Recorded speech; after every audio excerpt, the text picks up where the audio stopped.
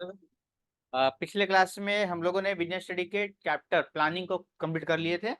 अब हमारा जो चैप्टर, कितना चैप्टर है ये चैप्टर आप लोग को मिल जाएगा 5 चैप्टर में। 5 चैप्टर बिजनेस स्टडी में ऑर्गेनाइजेशन जो टॉपिक है उसको हम लोग कवर करेंगे। ठीक है, बिजनेस स्टडी की चैप्टर 5 ऑर्गेनाइजेशन। देखिए, प्लानिंग तो हो गई, प्लानिंग हो गई, बस उसको मेंटेन कौन करेगा, उसको चलाएगा कौन, उसको देखेगा कौन, उसको पालन कौन करेगा। तो उसके लिए किसका क्या बनाया जाता है, ऑर्गेनाइजेशन बनाया जाता है।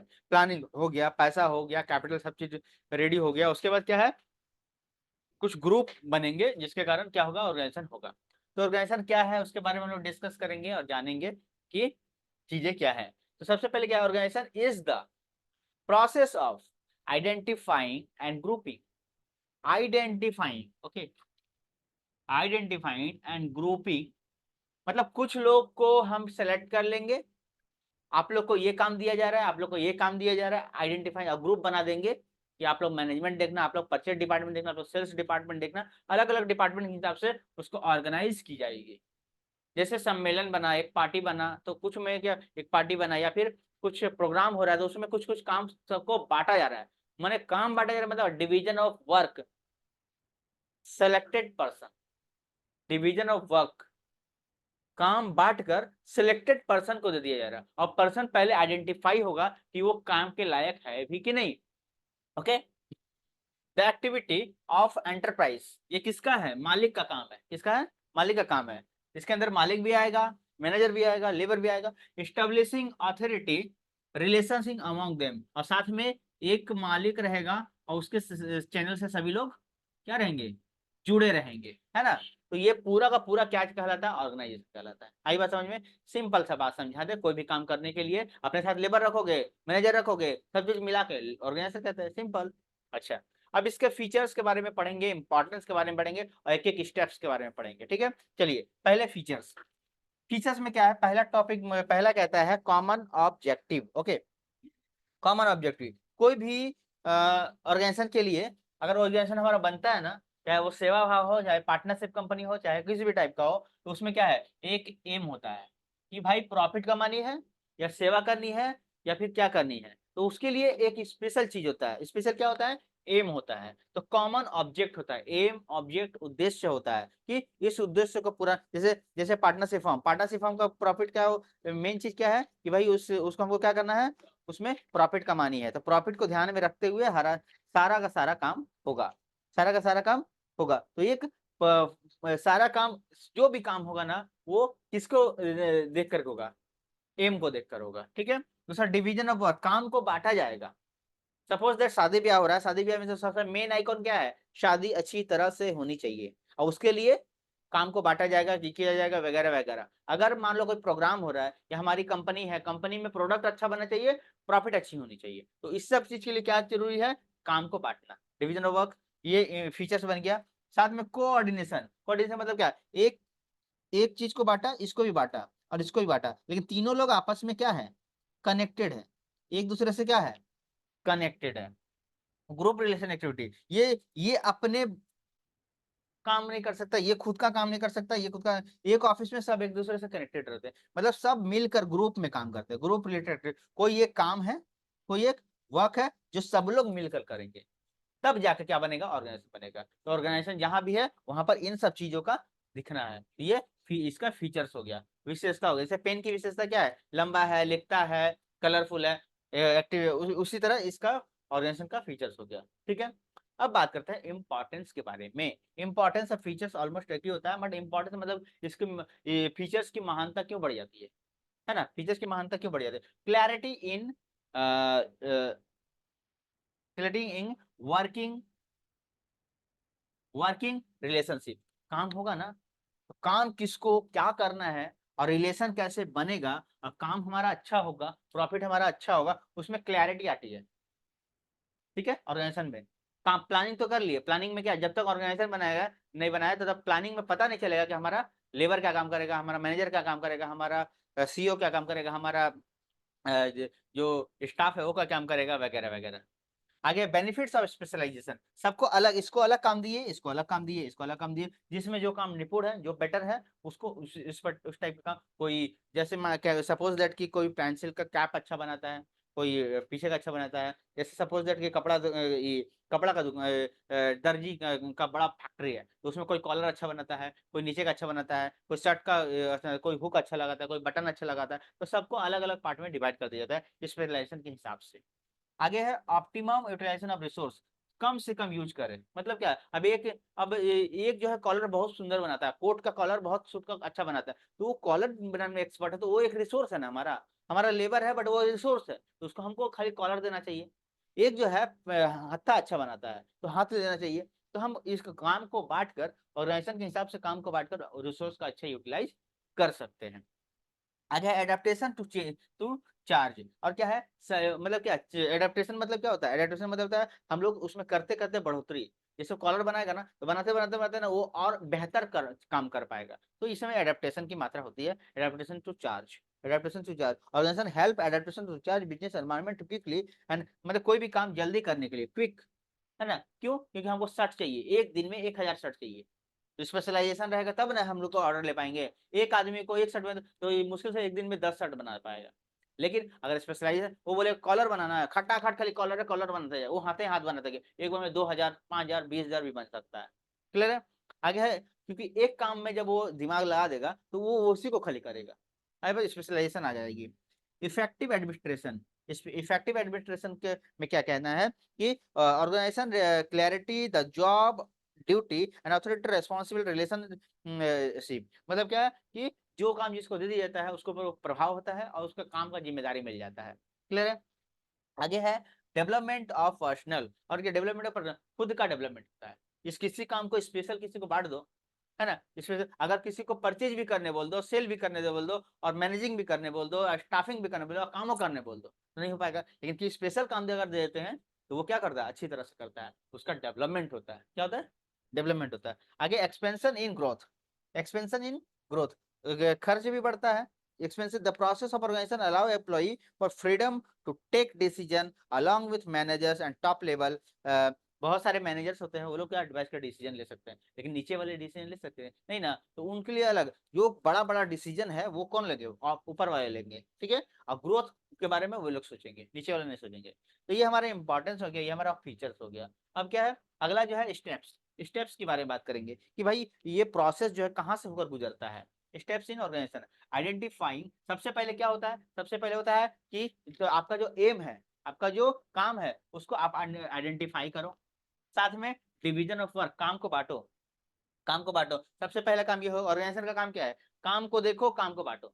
अगर हम बोल देंगे घर रूम का स्ट्रक्चर चेंज करना है, रूम का कॉरिडोर डिजाइनिंग चेंज करनी है, तो उसमें क्या करेगा, पहले आएगा वो, आके देखेगा रूम कैसा है, क्या क्या खर्च होगा, आइडेंटिफाई करेगा, उसके बाद अपने लेबर को बुलाएगा, ग्रुप को बोला तुम ये करो पुट्टी मारो, फिर उसके बाद ये करो, फिर लकड़ी का काम करो, फिर लाइटिंग का काम करो, ऐसे से अब मान लो कि अगर पुट्टी हुआ नहीं और लाइटिंग वाला को पहले लगा दिया तो वेस्ट है ना, पहले पुट्टी होगा, सीमेंट का काम होगा, उसके बाद ना लकड़ी लगेगा, उसके बाद सरमाइका लगेगा, ये सब चीज लगेगा, उसके बाद लाइटिंग, उसके बाद फिटिंग होगा, ये सब चीज है। तो मतलब क्या है, अगर ये नहीं होता ऑर्गेनाइजेशन तो उसका होता है, जैसे एक लेबर है, एक आदमी है जो कि कारपेंटर का काम करता है, कारपेंटर का बहुत सारा एक्टिविटी होता है ना, तो पहले लकड़ी का काम करेगा तब ना सरमाइका लगाएगा, लेकिन वो सीमेंट लगाया नहीं, पुट्टी किया नहीं, उसके बाद वो लकड़ी लगाए बिना लगा सरमाइका लगाने, तो ये प्रोसेस तो बेकार है, रिसोर्स भी बेकार हो गया, पैसा भी बर्बाद हो गया, तो इसलिए ऑर्गेनाइजेशन की जरूरत पड़ता है, ठीक है।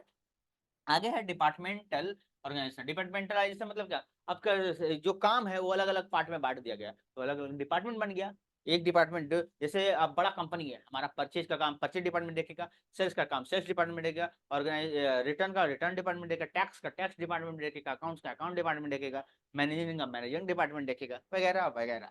ओके, अब क्या असाइनमेंट ऑफ ड्यूटी, असाइनमेंट और ड्यूटी, भाई काम करोगे तो देखा जाएगा कि परसेंट डिपार्टमेंट सेल्स डिपार्टमेंट का काम सही हुआ कि नहीं हुआ, तुम्हारे मत्थे दिक्कत आएगी, अगर अच्छा काम नहीं होगा तो फिर, तो वहां पर असाइनमेंट मिल जाता है कि आपको बड़े बड़े कंपनी में इतने दिन का प्रोजेक्ट है आप कंप्लीट करो, इतने दिन का प्रोजेक्ट है आप कंप्लीट करो, तो एक डिपार्टमेंट से दूसरे, अब हम लोग कुछ कागज पत्र में जाते हैं ना, जैसे सपोज दैट हम लोग एग्जाम देने जाएंगे, एग्जाम देने जाएंगे ना, तो सबसे पहले क्या होता है कि पहले एग्जाम दिलवाने का जो होता है वो अलग डिपार्टमेंट है, कॉपी चेक करवाने का अलग डिपार्टमेंट है। तो सबका कॉपी जमा ले लिया, अलग डिपार्टमेंट है। तो सबका अलग अलग। अब कैसे स्कूल में देखे होगे कि एक डिपार्टमेंट है जो खाली पेपर को ऐसे खाली देखेगा, एक आएगा कि जो पेपर को बंडल को चेक करके गाड़ी में लेके जाएगा। सबका अलग अलग डिपार्टमेंट है, सबके एक के ऊपर नहीं दिया जा रहा है। तो ये चीज है, अलग अलग ड्यूटी दिया जाता है। Establishing reporting and relationship. Reporting मतलब स्टैब्लिश रिपोर्टिंग, इतना टाइम पे हम आकर चेक करेंगे, 5 दिन में आपको रिपोर्ट चाहिए। मतलब क्या निकला, मतलब कि रिपोर्टिंग टाइम चाहिए। रिपोर्टिंग और रिलेशन, ऐसा रिलेशन बनेगा कि इतना दिन में हमको काम चाहिए कि काम कंप्लीट होना चाहिए। हत्था बन चुका है, कॉलर चाहिए, तब ना लगेगा जब ताकि 5 दिन का ऑर्डर है, शादी में देना है ना, जो भी है। तो वहां पर क्या है, एक प्रोसेस बनता है स्टेब्लिश, क्योंकि लास्ट में ही बोला जाता है, लास्ट में ही बोला जाता है कि इतना दिन में चाहिए। तो पहले क्या करेगा, पहले ये करेगा, फिर ये करेगा, फिर ये करेगा, क्योंकि लास्ट डेट तक हमारा काम कंप्लीट हो जाना चाहिए। आई बात समझ में। तो ये हमारा ऑर्गेनाइजेशन का 3 टॉपिक क्लियर हुआ। अब हम लोग बढ़ते हैं आगे की तरफ। ओके, इसके बाद हम लोग डिस्कस आज की जो, अब इसके बाद जो हम सिखाने वाले हैं बहुत ही, क्योंकि ये बहुत ही इंपॉर्टेंट काम आने वाली है। अब इसमें जो है जो बच्चे पढ़ रहे हैं वो भी, उनके लिए भी इंपॉर्टेंट है, और जो नहीं पढ़ रहे हैं उनके लिए भी इंपॉर्टेंट है, मतलब कि सबके लिए इंपॉर्टेंट है। जो जॉब करते बच्चे, या फिर जो जिसको जॉब पाना है, उसको अपने स्टेटस के बारे में जानने के लिए बहुत जरूरी है। सबसे पहले होता है जो भी बिजनेस ऑर्गेनाइजेशन होता है, मालिक, मालिक जिसको हम लोग सीईओ कहते हैं, या फिर उसके ऊपर, तो वो क्या रखता है, उसके पहले सबसे ऊपर में होता है जीएम, जिसको बोलते हैं जनरल मैनेजर। मैनेजरों का manager, general manager. Okay, general manager होता है। जनरल मैनेजर के अंदर में कौन कौन से काम करते हैं, प्रोडक्शन मैनेजर काम करता है। हम इस किस चीज के लेकर बात कर रहे हैं, अच्छा थोड़ा सा ये जान लें कि ऑर्गेनाइजेशन स्ट्रक्चर क्या होता है ना, इसके पहले जान ले, फिर अलग अलग डिपार्टमेंट, क्योंकि ये चीज हम सिर्फ इंडस्ट्री को लेकर है। Organisation structure refers to that specific pattern, मतलब ऑर्गेनाइजेशन स्ट्रक्चर का मतलब वो पैटर्न जिसके कारण कोई भी ऑर्गेनाइजेशन जो है कंप्लीट होता है ना। और जैसे शादी हो, ब्याह हो, या फिर मान लेते हैं कि मिठाई वाला कोई दुकान है, तो ऑर्गेनाइजेशन स्ट्रक्चर सबका अलग अलग होता है। भक्त मंडल का अलग होता है ना। तो which is created during organisation process. Organisation process के तहत जो जो काम आता है, जो जो काम सबको दिया जाता है, उस हिसाब से उन लोगों को बांटा जाता है। तो सबका ऑर्गेनाइजेशन स्ट्रक्चर अलग अलग है। It is framework with which all managerial and non managerial task, मैंने मैनेज करने वाला साथ में नॉन मैनेज करने वाला, दोनों टास्क एक साथ कंप्लीट होता है, उसको कहते हैं ऑर्गेनाइजेशनल स्ट्रक्चर। ठीक है, अब हम लोग बात करेंगे कि इंडस्ट्री में क्या होता है, इंडस्ट्रियल एंटरप्राइज। इंडस्ट्रियल एंटरप्राइज मतलब उद्योग में क्या होता है, मतलब इंडस्ट्री में क्या होता है। इंडस्ट्री में क्या होता है, इंडस्ट्री में होता है एक जनरल मैनेजर होता है। इंडस्ट्री में हम लोग आप इसमें से किसी भी पोस्ट पे काम कर रहे होगे, हमको पता है, या फिर फ्यूचर में आपको काम करनी है, अगर कहीं जॉब करनी है, तो अब इसमें से किसी भी पोस्ट में अगर इंडस्ट्री में हो तो आप लोग काम करोगे।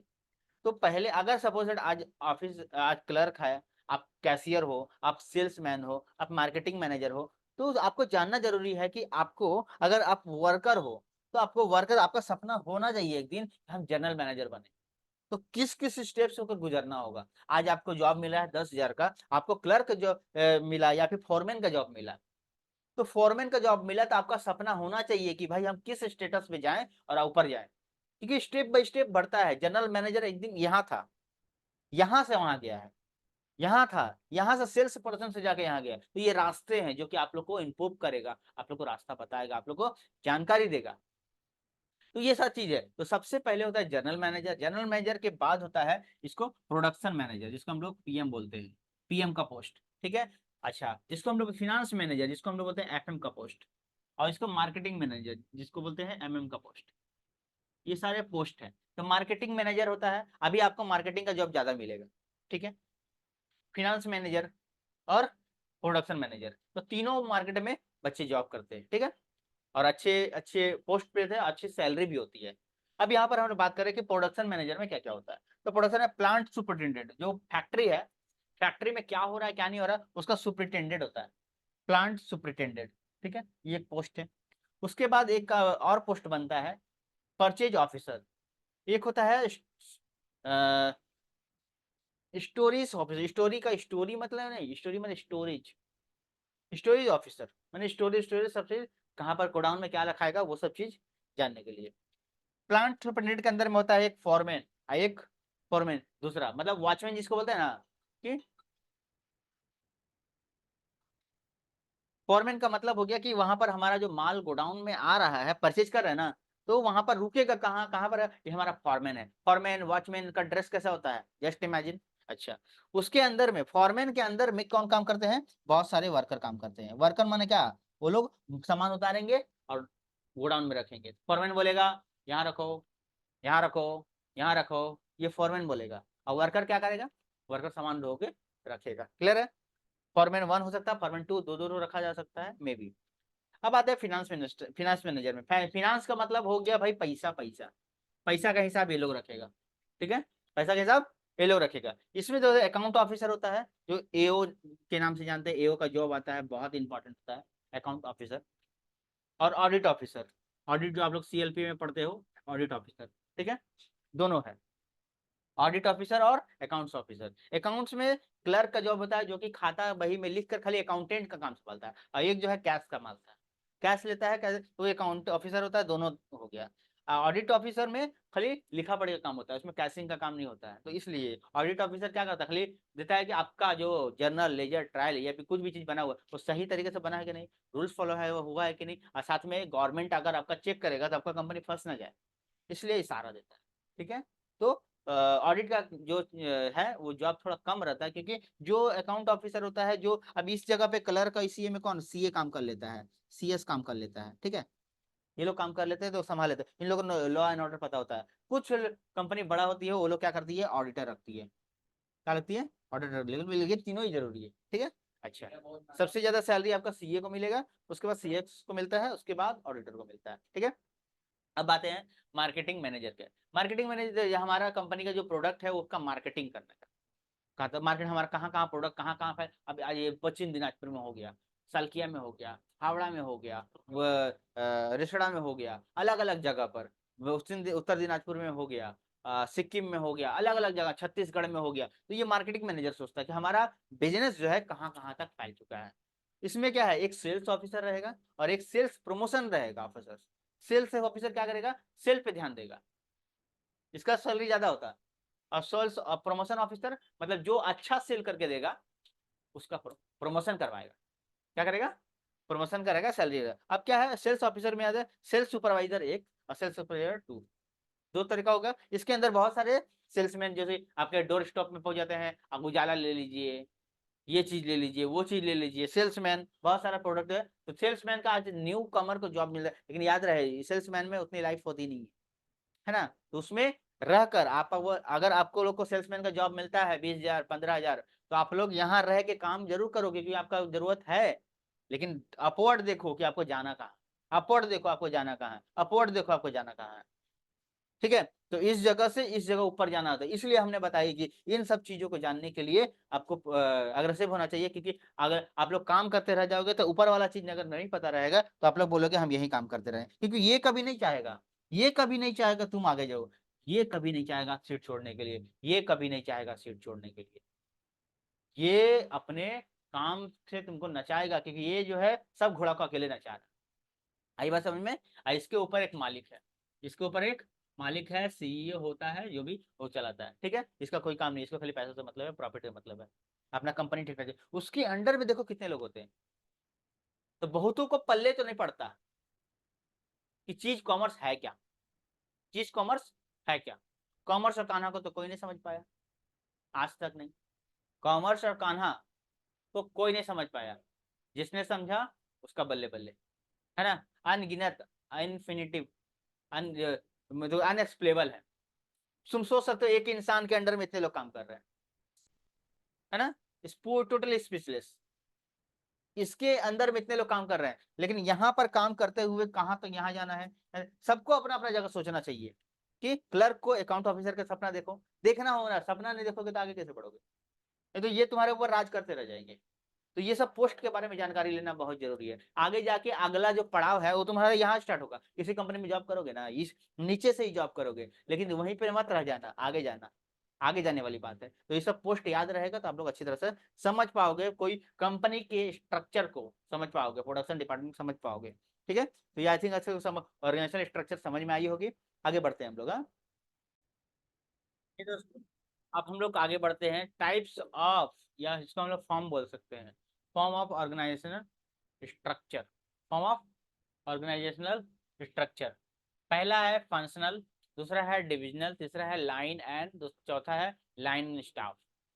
इसमें क्या है, जनरल फंक्शनल में क्या होता है, जनरल मैनेजर होता है। जनरल मैनेजर के अंदर में कौन कौन काम करते हैं, फंक्शनल ऑर्गेनाइजेशनल स्ट्रक्चर, ठीक है, functional organisational structure, divisional organisational structure, line और लाइन एंड स्टाफ हो गया।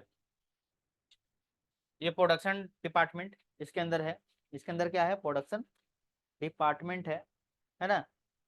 उसके बाद है मार्केटिंग डिपार्टमेंट, है ना। उसके बाद है फिनांस डिपार्टमेंट, उसके बाद है पर्सनल डिपार्टमेंट, पर्सनल, है ना, पर्सनल डिपार्टमेंट, ठीक है। अब मार्केटिंग डिपार्टमेंट के अंदर में कौन कौन होता है, सेल्स डिपार्टमेंट होता है, एडवर्टाइजमेंट डिपार्टमेंट होता है, कस्टमर सर्विस डिपार्टमेंट होता है, और दूसरा अगला होता है market research department. 4 department marketing department के अंदर में होता है।